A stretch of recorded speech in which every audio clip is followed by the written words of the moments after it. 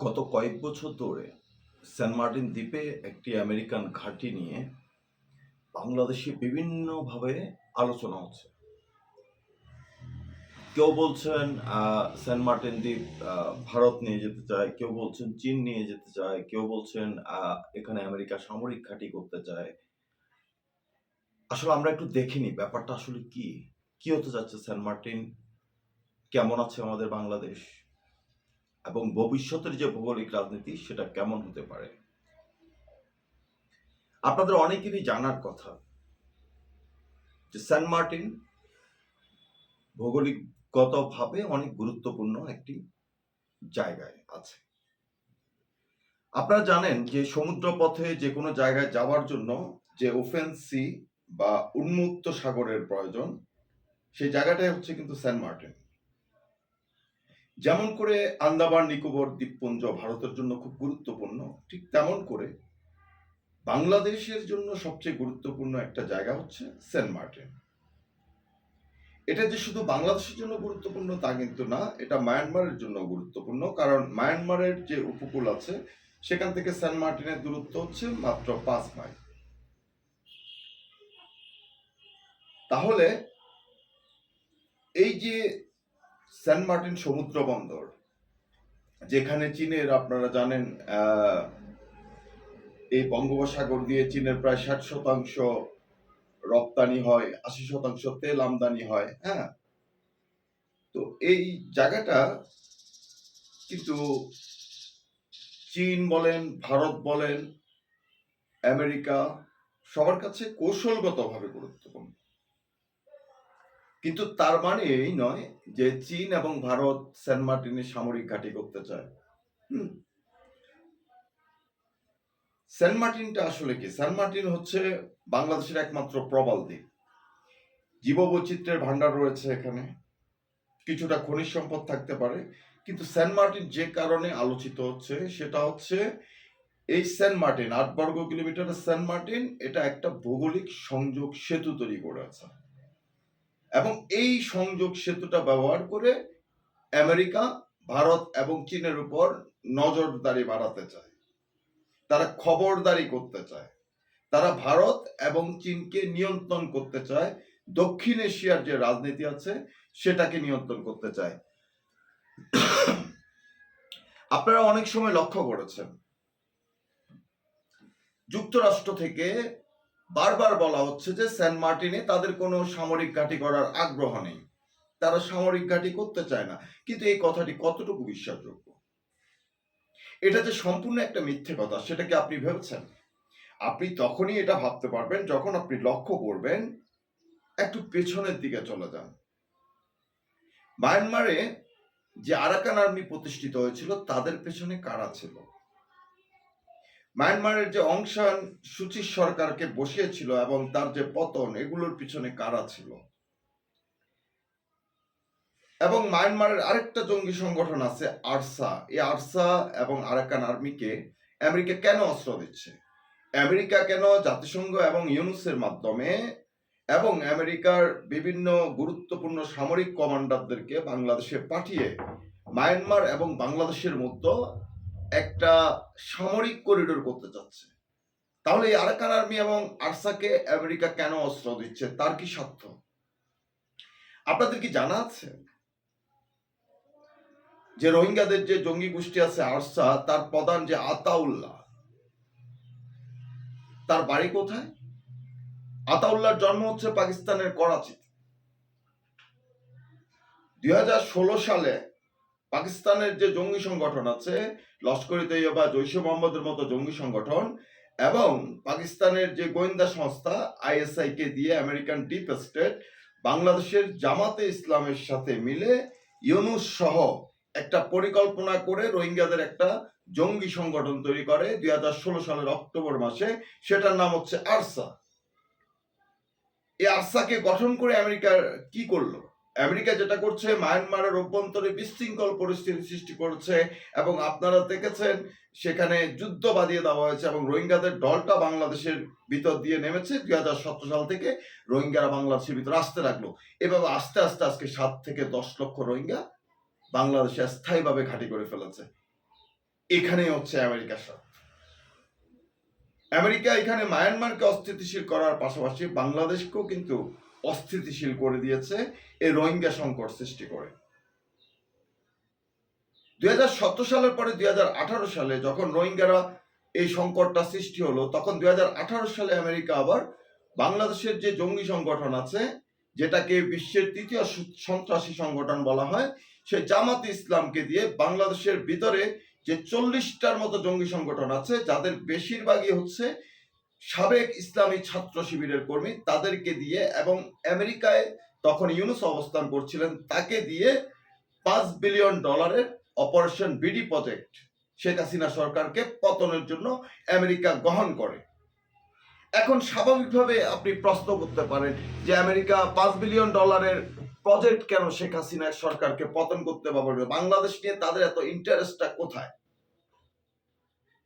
আবার অনেকেই বলার চেষ্টা করেন যে দিয়েগো গার্সিয়া নামে একটা দ্বীপ আছে, যে দ্বীপে আমেরিকার একটি সামরিক ঘাঁটি আছে এবং যেখান থেকে আমেরিকা পাকিস্তানের উপর দিয়ে ইরানে হামলা করেছে কয়েক মাস আগে, সেটা আপনারা দেখেছেন। তাহলে গার্সিয়া দ্বীপে আমেরিকার সামরিক ঘাঁটি থাকতে আমেরিকা কেন সেন্ট মার্টিনে আসবে? খুব বড় একটা প্রশ্ন হয়ে দাঁড়ায় না? এখন আমেরিকা আসলে কেন সেন্ট মার্টিনে ঘাঁটি করতে চায়? আপনি কি জানেন যে গার্সিয়া দ্বীপটা কোথায়?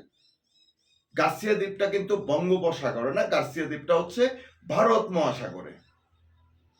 আর সেন্ট মার্টিন কোথায়? সেন্ট মার্টিন হচ্ছে বঙ্গোপসাগরে।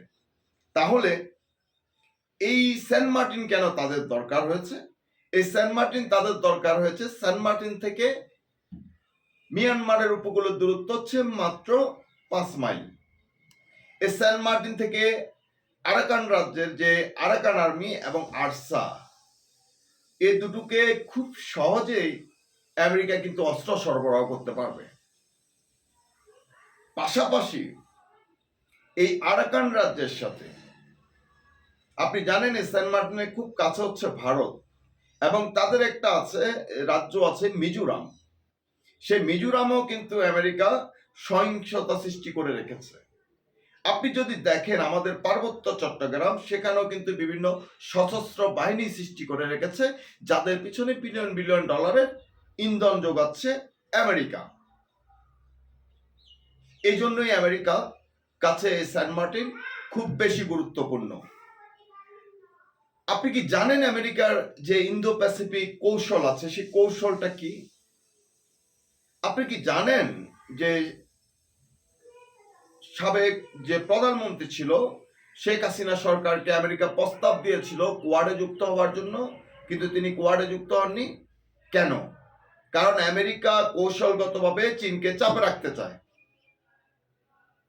চীনকে চাপে রাখার জন্য আমেরিকার এই সেন্ট মার্টিনটা দরকার। কারণ এখানকার যে সমুদ্র পথ আছে, সেটা দিয়ে কিভাবে চীনের ব্যবসা বাণিজ্য নিয়ন্ত্রিত হয় এবং সেটা কিভাবে আমেরিকাকে ভৌগোলিকগতভাবে আরো বেশি সহায়তা করবে, সেটাও আমরা আজকে আলোচনা করব। আপনারা অনেকেই জানেন চীন মায়ানমারের কোকতাং বন্দর এবং রাখাইনের যে রাজ্যের ইয়াংগুন বন্দর আছে, সেটাকে বিশেষ অর্থনৈতিক অঞ্চল হিসাবে ব্যবহার করে। কি করে? বঙ্গোপসাগরের উপরে বাণিজ্য করে। তাহলে এই অঞ্চলে চীন ও ভারতের যে প্রবেশাধিকার, সেটাকে নিয়ন্ত্রণ করতে আমেরিকার কিন্তু এই সেন্ট মার্টিন দরকার। এই বঙ্গোপসাগর দিয়ে আপনারা জানেন যে মায়ানমারের সাথে চীনের CMEC belt and road initiative BRI এর অধীনে একটা প্রকল্প আছে, যেখানে বিলিয়ন বিলিয়ন ডলার ইনভেস্ট করছে চায়না। সেন্ট মার্টিন যদি আমেরিকার দখলে যায় তাহলে কি হবে? সেন্ট মার্টিন আমেরিকার দখলে গেলে বিআরআই প্রজেক্টে যে $1.7 ট্রিলিয়ন মতো বিনিয়োগ করা হয়েছে, এই বিনিয়োগটা কিন্তু সম্পূর্ণ বাধাগ্রস্ত হবে এবং এতে কিন্তু আপনার চীন, ভারত সহ যারা জড়িত আছে তারা সবাই ক্ষতিগ্রস্ত হবে।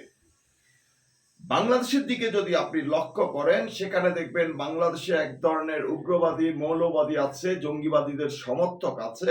তারা বিভিন্নভাবে প্রচারের চেষ্টা করে যে ভারত দখল করতে চায়।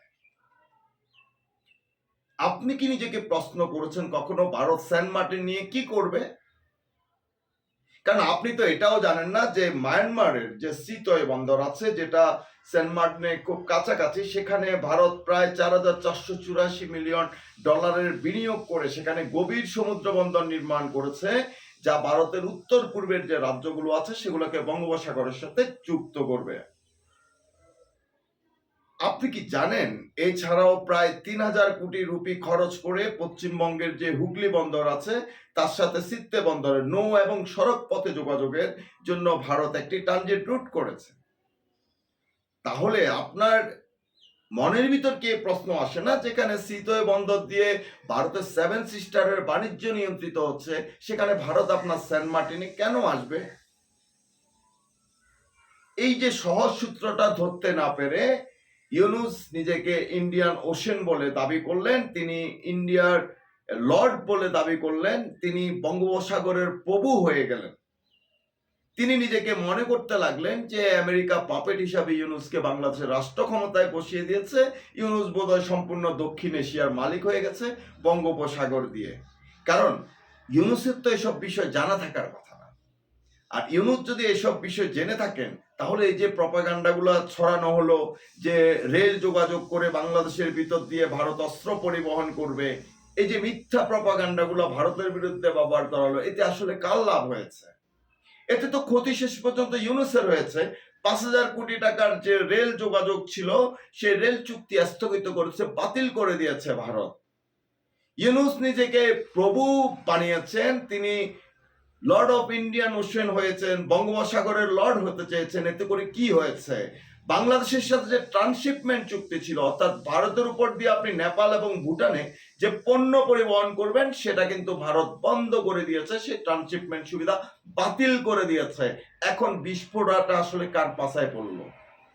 আপনারা অনেকেই জানেন যে বাংলাদেশের সাথে ভারতের প্রায় $12.9 বিলিয়ন বিজনেস হয়। আজকে ক্ষতিগ্রস্ত কারা হচ্ছে? আজকে কিন্তু ক্ষতিগ্রস্ত বাংলাদেশ হচ্ছে। আপনাদের অনেকের জানার কথা যে সমুদ্র পথ আছে, সেই সমুদ্র পথে প্রতি বছর প্রায় $5 ট্রিলিয়ন অর্থনৈতিক কর্মকাণ্ড পরিচালিত হয়। এটাকে ছোট করে দেখার কোনো উপায় নেই। পুরো পৃথিবীর প্রায় 60 থেকে 80% অর্থনীতি নিয়ন্ত্রিত হয় এই সমুদ্র বন্দর দিয়ে। আজকের আন্তর্জাতিক যে বাণিজ্য, সেটার জন্য কিন্তু বাংলাদেশের যে কক্সবাজার, সেন্ট মার্টিন, এটাও কিন্তু একটা গুরুত্বপূর্ণ রুট হয়ে দাঁড়িয়েছে। 120 কিলোমিটার দীর্ঘ সমুদ্র সৈকত, পৃথিবীর সবচেয়ে বড় প্রাকৃতিক সমুদ্র সৈকত হচ্ছে আমাদের কক্সবাজার। তাহলে এই যে কক্সবাজার সমুদ্র সৈকত, সেন্ট মার্টিন, এসব কিছুর গুরুত্ব আমেরিকার কাছে আসলে কেন বেশি? কারণ সেন্ট মার্টিন এমন একটি জায়গায় অবস্থান করছে যেখান দিয়ে আপনি আমাদের যে বঙ্গোপসাগর আছে, সেটা দক্ষিণ চীন সাগরের সাথে যেমন যুক্ত, ঠিক তেমনি যুক্ত হচ্ছে ভারত মহাসাগরের সাথে। এবং ভারত, চীন এবং বাংলাদেশ, এরা সবাই কিন্তু একটা প্রণালীর সাথে যুক্ত। সেই প্রণালীটার নাম হচ্ছে মালাক্কা প্রণালী। যে প্রণালীটাকে নিয়ন্ত্রণ করার জন্য তার খুব কাছে এই বঙ্গোপসাগরে আন্দামান নিকোবর দ্বীপপুঞ্জে ভারতের গোপন সামরিক ঘাঁটি আছে, যেখান থেকে ভারত চাইলে খুব সহজে মালাক্কা প্রণালীর সকল ব্যবসা বাণিজ্য বন্ধ করে দিতে পারে। তাহলে আজকে আপনি আপনাকে প্রশ্ন করেন, যেখানে বঙ্গোপসাগরে সেন্ট মার্টিনের খুব কাছেই আন্দামান নিকোবর দ্বীপপুঞ্জে ভারতের একটি সামরিক ঘাঁটি রয়েছে, সেখান থেকে তারা কেন সেন্ট মার্টিনে আসবে? হাওয়া খেতে আসবে? ভারত কি পাগল হয়ে গেছে যে সেন্ট মার্টিনে সে বিনিয়োগ করবে বিলিয়ন বিলিয়ন ডলারের? অথবা চীনের কথা ধরেন, যে চীনের ব্যবসা বাণিজ্য নিয়ন্ত্রিত হয়ে হচ্ছে ইয়াঙ্গুন বন্দর দিয়ে। তারা মায়ানমারের ইয়াঙ্গুন বন্দর ব্যবহার করে, যেটা সেন্ট মার্টিন থেকে সমুদ্র পথে প্রায় 600-700 কিলোমিটার দূরে। তাহলে সেই 600-700 কিলোমিটার দূরে থেকে পিছনে কেন আসবে? সে কি ইউনুসের স্ট্যাচু বানাবে? সে কি জামাত ইসলামকে স্বর্গে নিয়ে যাওয়ার জন্য বঙ্গোপসাগরের নিচ দিয়ে কোনো রাস্তা তৈরি করে দিবে? চীনকে আপনারা যত পাগল ভাবছেন, চীন তত পাগল নয়। চীনের যে ব্যবসা বাণিজ্য সেটা তো ইয়াঙ্গুন বন্দর দিয়ে হয়, সে সেন্ট মার্টিনে কেন আসবে? কারণ এই মালাক্কা প্রণালী দিয়ে কিন্তু চীনের 60% ব্যবসা বাণিজ্য হয়। এই মালাক্কা প্রণালী দিয়ে কিন্তু চীনের 80% অপরিশোধিত তেল আসে। আর ভারতের জন্য তো ভারতের বিশাল ভারত মহাসাগর পড়েই আছে, তার তো সেন্ট মার্টিন নিয়ে কোনো মাথা ব্যথা নেই, চীনের সেন্ট মার্টিন নিয়ে কোনো মাথা ব্যথা নেই। তাহলে এই সেন্ট মার্টিন নিয়ে আসলে কার মাথা ব্যথা? এই সেন্ট মার্টিন নিয়ে মাথা ব্যথা হচ্ছে আমেরিকার। আমেরিকা দীর্ঘদিন ধরে এই পার্বত্য চট্টগ্রাম, আরাকান রাজ্য এবং ভারতের মিজোরাম সহ কিছু অঞ্চল নিয়ে একটি খ্রিস্টান রাজ্য প্রতিষ্ঠিত করতে চায়। এই জন্যই কিন্তু তারা গত 5ই আগস্ট একটি কালার রেভলিউশন ঘটিয়েছে ইউএস এইড এর মাধ্যমে, যেখানে তারা প্রথমে পাকিস্তানের ইমরান সরকারকে হটিয়েছে, এরপর বাংলাদেশের শেখ হাসিনা সরকারকে হটিয়ে এখানে একটা পাপেট, পাকিস্তানে যেমন একজন পাপেটকে বসানো হয়েছে, ঠিক বাংলাদেশে ইউনুস নামক এক পাপেট, যে কখনো কোনোদিন রাজনীতি করে নাই, যে ব্যবসা ছাড়া কিছু বুঝে না, তাকে এনে বাংলাদেশের প্রধান উপদেষ্টা বানিয়ে দেওয়া হয়েছে। এবং তার মাধ্যমে কিন্তু চট্টগ্রামের যে ডিপি ওয়ার্ল্ড সেটা কিন্তু আমেরিকান কোম্পানিকে দিয়ে দেওয়া হয়েছে। এবং আপনারা ইতিমধ্যে দেখছেন যে বাংলাদেশের মধ্যে আমেরিকান সৈন্যদের আনাগোনা খুব বেড়ে গেছে, তারা চিটাগংয়ের বিভিন্ন হোটেলগুলোতে অবস্থান করছে। কেন আমেরিকান সৈন্য বাংলাদেশে অবস্থান গ্রহণ করবে? কেন আমেরিকান সৈন্যরা এসে বাংলাদেশে প্রশিক্ষণের নামে কি করছে? আমেরিকান সৈন্যরা এসে কেন বাংলাদেশের অভ্যন্তরে বসে আরাকান আর্মির সাথে বৈঠক করবে? চিন্তা করেন সেন্ট মার্টিন, বাংলাদেশ, আমাদের ভবিষ্যৎ কোথায় যাচ্ছে?